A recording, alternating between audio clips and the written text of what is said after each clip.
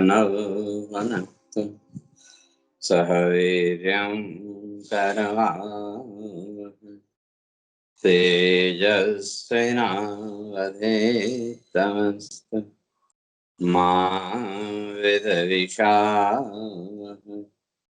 ओम शांति शांति शांति। शंकरं शंकराचार्यं केशवं बादरायणं सूत्रभाष्य कृतौ वन्दे भगवन्तौ पुनः पुनः। ईश्वरो गुरुरात्मेति मूर्तिभेदविभागिने व्योमवद्व्याप्तदेहाय दक्षिणामूर्तये नमः। ॐ शान्ति शान्ति शांति।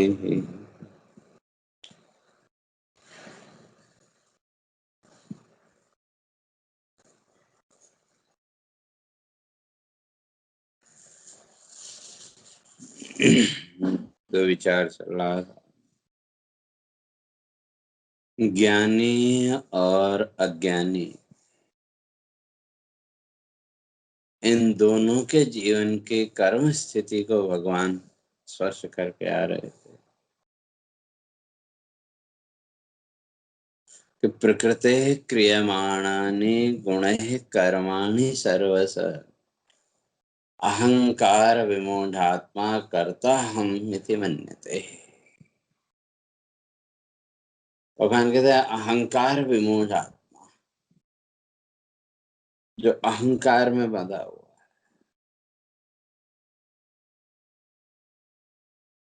जिसके मन की वृत्ति अभी तक इस संसार भाव में ही बंधी हुई है,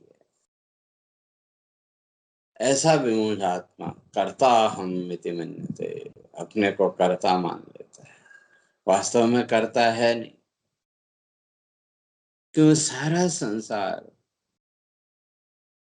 या सारे संसार की जो जीवन व्यवस्था है वो तो प्रकृति के इन तीन गुणों के द्वारा चल रही है। वही भगवान स्पष्ट करें, प्रकृति क्रियमाणानि गुणः कर्माणि सर्वशः।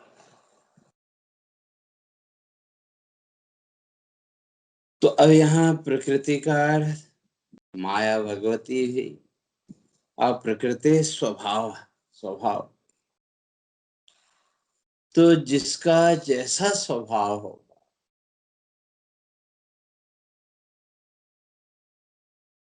और स्वभाव का अर्थ स्वभावयति प्रकाश, गुण और कार्यों के द्वारा स्वयं को प्रकट करना। उसी के आधार पर हम सामान्य जीवन के व्यवहार में व्यक्ति के स्वभाव का निश्चय करते हैं। भाई उसका स्वभाव ऐसा है वैसा है, तो किस आधार पर? तो गुण ही कर्माणि, गुण और व्यक्ति के कर्म के द्वारा। तो संसार की जो गुण कर्म व्यवस्था है, व्यक्ति के गुण और उन गुणों के आधार पर जो कर्म व्यवस्था है, उसका आधार भगवान कहते हैं प्रकृति, ये माया भगवती है। यह प्रकृति के जो तीनों गुण सत्व रज और तम, ये जो तीनों गुण हैं, ये प्राणियों के व्यवहार को, प्राणियों के कर्म को संचालित करने वाले हैं। और इसकी विस्तार से चर्चा आगे 14वें अध्याय से भगवान बड़े विस्तार से उसकी चर्चा करेंगे। तो यहाँ संक्षेप में कल चर्चा करके आए थे, सात्विके पुण्य निष्पत्ति पापोत्पत्तिश्च राजसे तामसे नो भयं किंतु वृथाय क्षपणम भवेत्। तो जब सत्वगुण का प्रादुर्भाव होगा, जब सत्वगुण जीवन में बढ़ेगा, पुण्य निष्पत्ति ही और पुण्य कर्मों की ओर पुण्य के भावों को प्रकट करेगा।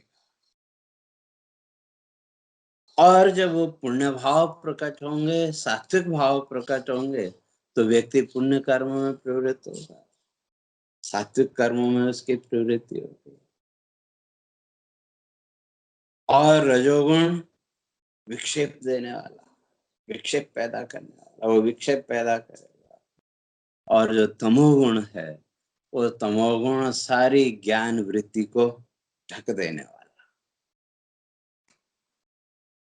तो अब जिसके जीवन में जिस गुण की प्रधानता होगी, उसका स्वभाव और कर्म भी उसी के अनुसार होगा। या यूं कहें, जिस समय जिस गुण की प्रधानता होगी, उस समय व्यक्ति की वृत्ति और व्यक्ति का कर्म भी वैसे ही होगा। तो सत्व गुण की वृद्धि होने पर, सत्व गुण का प्रभाव बढ़ने पर पुण्य कर्मों में वृद्धि। तो सुख संगेन ज्ञान संगेन, जीवन में सुख और ज्ञान की वृद्धि, ये सत्व गुण देगा। और कर्म प्रवृत्ति रजोगुण का काम है, क्यों? रजोगुण के बिना कर्म की प्रवृत्ति नहीं हो सकती। और जो तमोगुण है वो विश्रांति, आराम। तो संक्षेप में यूं समझो कि जो तमोगुण प्रधान व्यक्ति है, वो आलसी होगा। आलस्य, निद्रा, भ्रांति, सोते रहना या किसी भी कार्य में आलस्य, तो ये तमोगुणी व्यक्ति के स्वभाव। और रजोगुण प्रधान जो व्यक्ति है, उसके अंदर क्रियाशीलता बहुत होगी।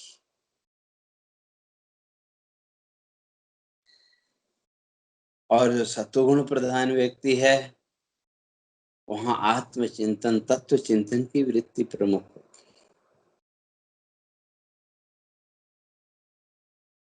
तो इस तरह से भगवान कहते हैं प्रकृति क्रियमाणानि।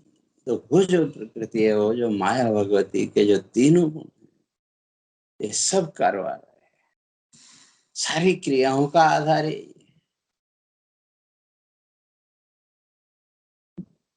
और उसी तरह से फिर ये गुण कर्म आदि सब जीवन के गुण कर्म इसी के आधार पर प्रकट।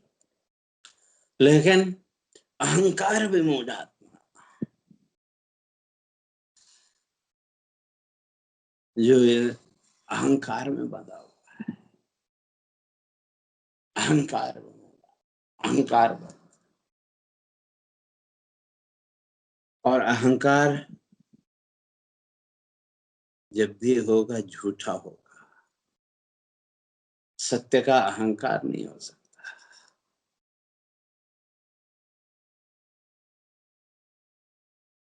अहंकार का सीधा सीधा अगर अर्थ करें, हम जो नहीं उसको दिखाने की प्रवृत्ति।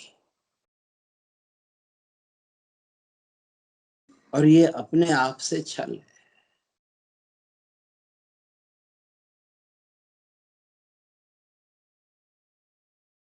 तो अहंकार की जरूरत हमको तब पड़ती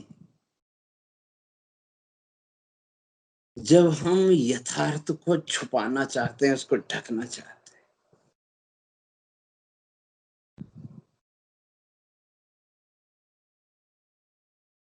यथार्थ को, वास्तविकता को छुपाने के लिए हमें अपने ऊपर एक आवरण ओढ़ना पड़ता है। तो उस आवरण का नाम है अहंकार। अर्थात जो हम हैं ही नहीं, उसको दिखाने की कोशिश।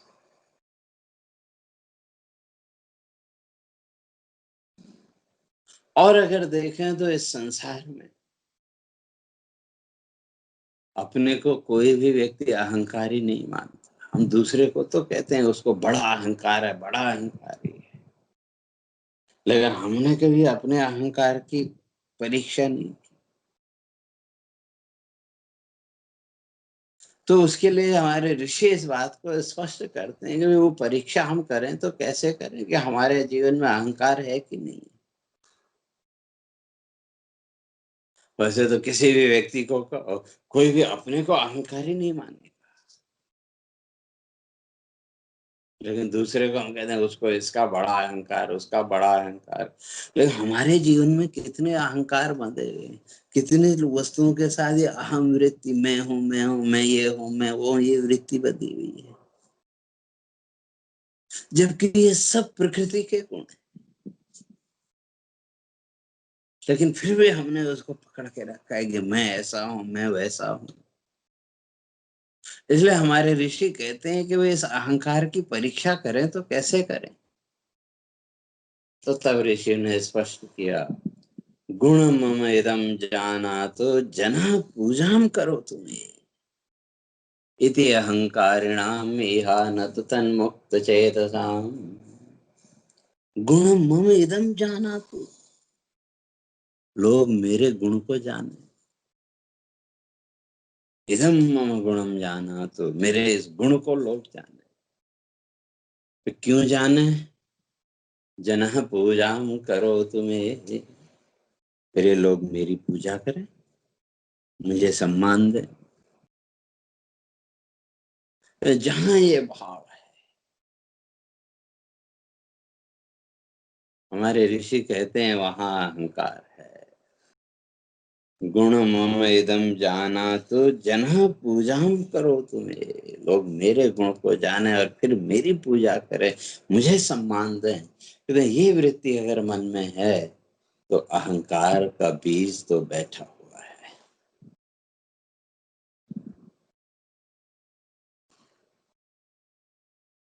इसलिए आत्मज्ञान का अधिकारी कौन?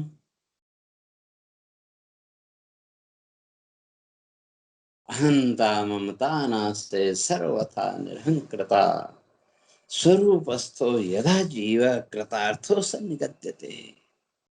श्रुति कहते हैं अहंता ममता नास्ते, अहंकार और इस संसार की जो ममता है इसका नाश। इस अहंकार भाव से ऊपर उठ करके स्वरूपस्थो यदा जीव, जब जीव स्वरूप में स्थित हो, अपने स्वरूप में जब स्थित हो, कृतार्थो सनिगद्यते, कहते हैं जिस दिन वो स्वरूप स्थिति हो गई उस दिन उसके जीवन में कृत्यता आ जाएगी। फिर उसके लिए कोई कर्तव्य कर्म शेष नहीं रहेगा। तो इसलिए जो अज्ञानी है, अज्ञानी प्रकृति के गुणों को, प्रकृति के कार्यों को अपना मान लेता है। और ये अहंकार के ऐसे तो बहुत से कारण हैं, लेकिन फिर भी हमारे ऋषि कहते हैं कि 7 मुख्य कारण हैं अहंकार के। कुलम वित्तम श्रुतम रूपम शौर्यम दानम तपस्तथा। 7 कारण। कुलम वित्तम श्रुतम रूपम शौर्यम दानम तपस्तथा। कुलम, कुल का अहंकार।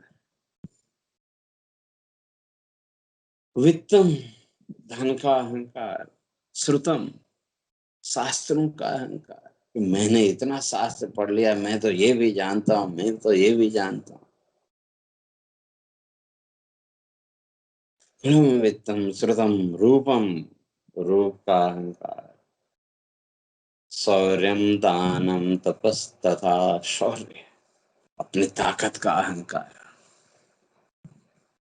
दानम, दान का अहंकार, मैंने तो इतना दान कर दिया, ये कर दिया, वो कर दिया। और तपह, तपस्या का अहंकार, मैं तो इतनी साधना करता हूँ, मैं तो रोज इतने घंटे बैठ के भगवान का नाम लेता हूँ। इस तरह के वृत्तियां। इसलिए हमारे ऋषि कहते हैं कि ये 7 कारण मुख्य हैं अहंकार के, और ये सब क्या है? सब झूठे हैं। अस्थिर कुल संबंध सदा विद्या विवादिनी, मदो मोहाय मित्येव मुहूर्त निधनम धनम। कहते हैं ये सब झूठे अहंकार है, सब झूठे। इसलिए मैंने कहा कि सत्य का अहंकार नहीं हो सकता। अहंकार जब भी होगा झूठा ही होगा, आरोपित वस्तु का ही होगा। इसलिए अस्थिर कुल संबंध, जिन कुल संबंधों का अहंकार लेके पकड़ के हम बैठे हैं वो भी अस्थिर है, वो भी कब तक है। और सदा विद्या विवादिनी श्रुतम, शास्त्र का अहंकार। तो विद्या तो हमेशा विवाद का केंद्र रही है। सदा विद्या विवादिनी, हमसे ज्यादा जानने वाला सामने आ गया तो विवाद, नहीं ऐसा नहीं, ऐसा ऐसा नहीं ऐसा। और अहंकार मदो मोहाय मिथ्येव मुहूर्त निधनम धनम। और धन का, वित्त आदि का अहंकार, कहते हैं ये भी सब मिथ्या है, सब झूठे। तो अहंकार विमूढ़ात्मा, तो भगवान कहते हैं जो अहंकार में बंधा हुआ है, जिसने प्रकृति के गुणों को अपना गुण मान लिया, इसके अहंकार में जिसने अपने आप को बांध लिया, तो वो करता हम, मैं करने वाला हूं ऐसा मान लेता है।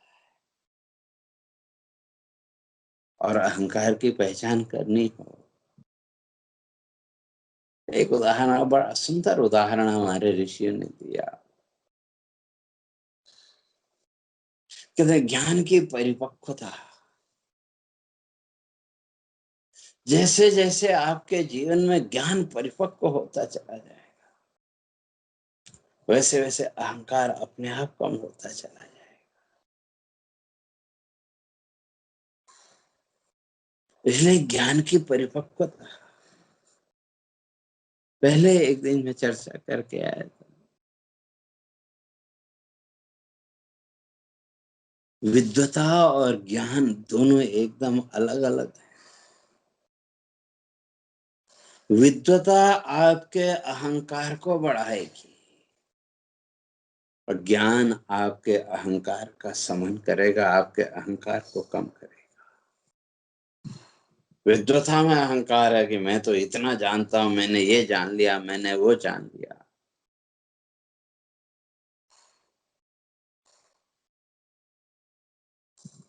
और ज्ञान, ज्ञान में वहां तो मैंने अभी कुछ भी नहीं जाना,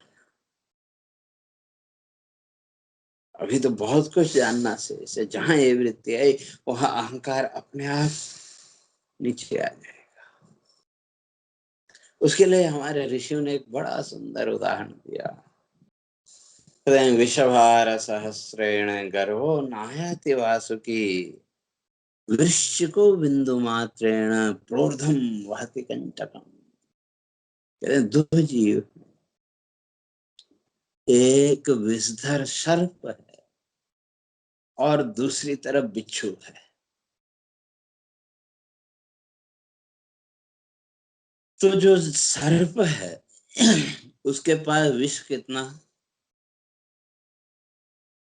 अगर कोई बहुत जहरीला सर्प है, उसके विष की 2 बूंद प्राणी के जीवन को समाप्त करने के लिए पर्याप्त है। विष का भंडार है। लेकिन उस सर्प को चलते समय कभी भी आपने फन उठा के चलते हुए देखा? जब चलता है तो सिर नीचे रख के चलता है। हाँ, सामने कोई रुकावट आए, कुछ व्यवधान आया तो भले ही वो थोड़ी देर के लिए फन उठा ले, लेकिन जब चलेगा तो सिर नीचे करके चलेगा, जमीन से साथ टच करके चलता है। और दूसरी तरफ है बिच्छू, और बिच्छू के पास जहर कितना, विष कितना, 2-4 बूंद। अगर वो बिच्छू किसी को डंक मार भी ले तो भी थोड़ा बहुत जलन होगी, हाथ वाथ सूजेगा, लेकिन मृत्यु नहीं होगी जल्दी किसी की। लेकिन जो बिच्छू है उसके पास थोड़ा सा जहर है, लेकिन जब वो बिच्छू चलता है तो अपनी पूंछ ऊपर करके चलता है, क्योंकि उसकी पूंछ में विष है। तो जब चलेगा अपनी पूंछ ऊपर करके चलेगा। बस ऋषि कहते हैं वे ज्ञान और अज्ञान में यही अंतर है। जो साधक ज्ञान से परिपूर्ण है, जैसे जैसे साधक के जीवन में ज्ञान परिपक्व होता चला जाएगा, ज्ञान मजबूत होता चला जाएगा, दृढ़ होता चला जाएगा, वैसे वैसे साधक का जो अहंकार है वो भी कम होता चला जाएगा। और थोड़ा बहुत जानकारी जो है, जिसने जानकारी को ही ज्ञान मान लिया, कहते हैं प्रोर्धम वहति कंटकम, वो तो अपने उस अभिमान का प्रदर्शन करते हुए चलेगा। और ऐसा अभिमानी व्यक्ति प्रकृति के जो गुण हैं, प्रकृति के जो कार्य हैं, उनको अपना मान लेता है। अहंकार विमूढ़ात्मा कर्ता हम इति मन्यते। वो अहंकार से बंधा हुआ, अहंकार से घिरा हुआ व्यक्ति अपने को कर्ता मान लेता। और जब कर्ता बना तो फल भोगता भी बनेगा। और उसके विपरीत जो ज्ञानी है, आगे भगवान कहते हैं तत्त्ववित्तु महाबाहो गुण कर्म विभागयो गुणा गुणेषु वर्तन्त इति मत्वा न सज्जते। इसके विपरीत जो ज्ञानी है, तत्त्ववित्तु महाबाहो। अब यहाँ महाबाहो अर्जुन का संबोधन, और बाहु भुजाएं कर्म का प्रतीक। जैसे भगवान यहाँ महाबाहो शब्द के द्वारा अर्जुन को याद दिला रहे हैं कि तुम्हारे अंदर भी ये सामर्थ्य है कि तुम इस अज्ञान अंधकार से ऊपर उठ करके उस ज्ञान की स्थिति तक पहुंच सकते हो, ज्ञानी की स्थिति तक पहुंच सकते हो। लेकिन समस्या यह है हम लोगों की, या सामान्य जो प्राणी संसार में है, हमने स्वयं को अज्ञान के मानसिक ग्रंथि से बाहर निकाला ही नहीं। कई जगह मैंने लोगों को कहते सुना, कहीं कोई बात हो, कहते हम क्या करें, हम तो अज्ञानी जीव हैं, हम तो अज्ञानी हैं, हम ऐसा कैसे कर सकते हैं, हमको ये ज्ञान कैसे हो सकता है। वो अज्ञान की ग्रंथि में हमने अपने आप को बांध के रखा है। लेकिन ये विचार नहीं करते कि जो हमारे ऋषि मुनि हुए, जो तत्ववेत्ता, जो महापुरुष हुए, वो भी तो इसी संसार के प्राणी थे।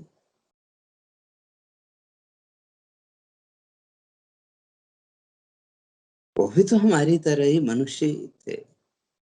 तो जब वो ऋषि मुनि उस परम अवस्था तक पहुंच सकते हैं ज्ञान के, तो हम क्यों नहीं पहुंच सकते? इस दृष्टि से हमने कभी विचार ही नहीं किया।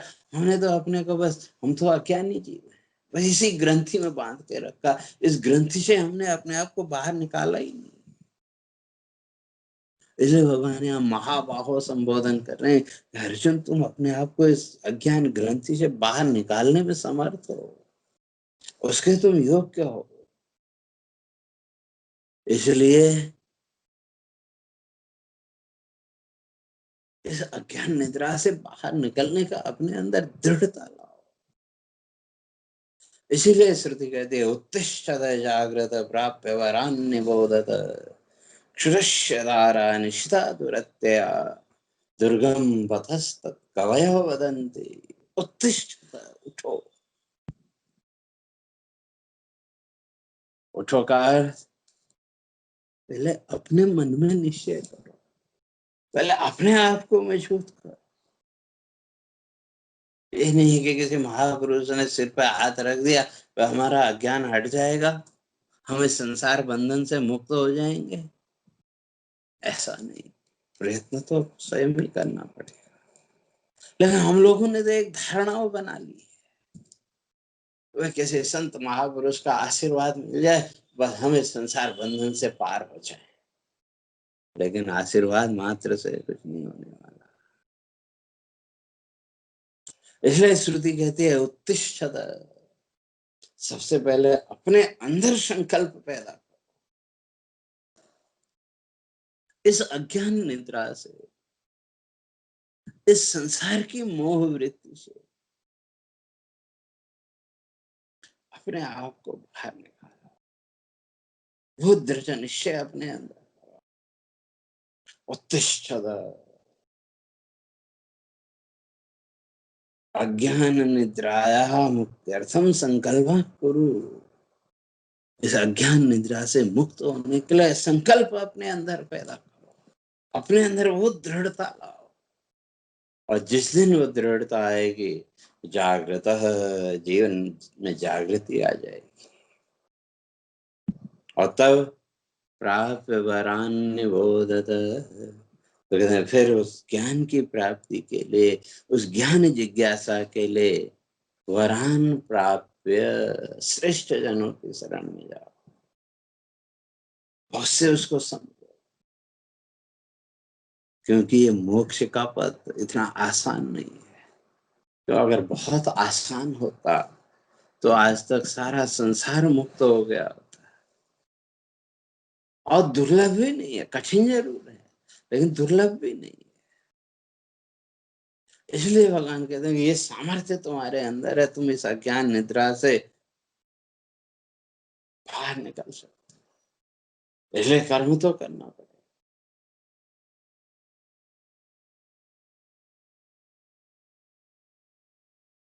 तो इसलिए जो तत्ववेत्ता महापुरुष हैं, जिन्होंने अपने आप को इस अज्ञान निद्रा से बाहर निकाल लिया, तत्ववेत्ता, तत्ववेत्तो महाबाहो, गुण कर्म विभागयो।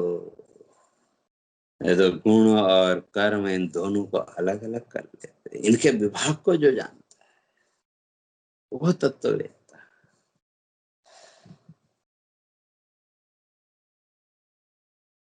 तो तत्ववेत्ता कौन?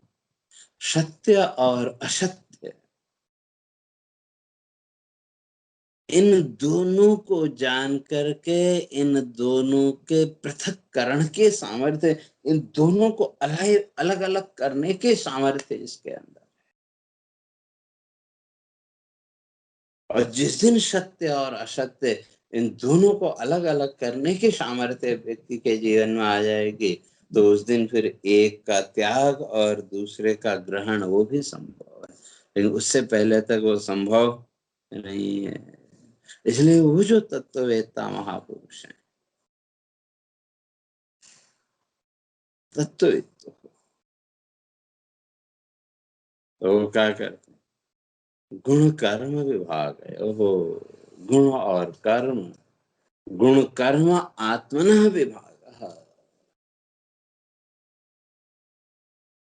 ये जो प्रकृति के गुण और कर्म की व्यवस्था है, इस कर्म व्यवस्था से जो अपने को अलग कर लेता है, अलग करने में समर्थ है। कैसे?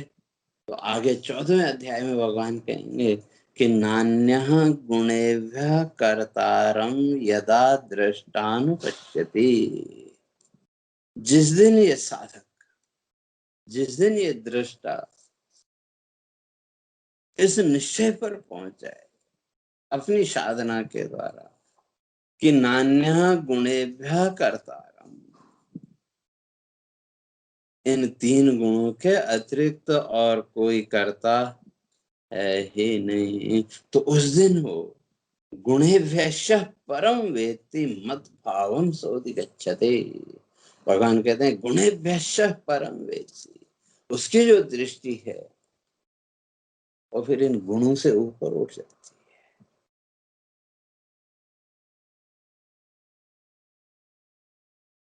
क्यों? फिर तो ये प्रकृति के तीनों गुण ये अपना कार्य कर रहे हैं।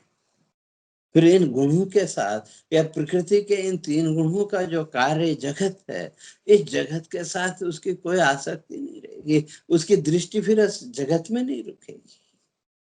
बोले गुणेभ्यः परम, इन गुणों से परे जो तत्व है, और वो कौन? वही आत्मसत्ता। तो उसकी दृष्टि उस आत्मसत्ता तक पहुंच जाएगी, और जिस दिन वो दृष्टि उस आत्मसत्ता में, आत्म भाव में स्थिर हो गई, भगवान कहते हैं मद्भावम सोऽधिगच्छति, वो जो साधक है वो उस ईश्वरीय भाव में स्थित हो जाए। तो इसलिए जो विचारशील व्यक्ति है, जो चिंतनशील व्यक्ति है, वो जो तत्ववेत्ता, अर्थात जिसके अंदर उस तत्व को जानने की जिज्ञासा है, तत्वं वेदितुम इच्छति, जो उस तत्व को जानने की इच्छा रखता है, वो गुण कर्म विभाग है,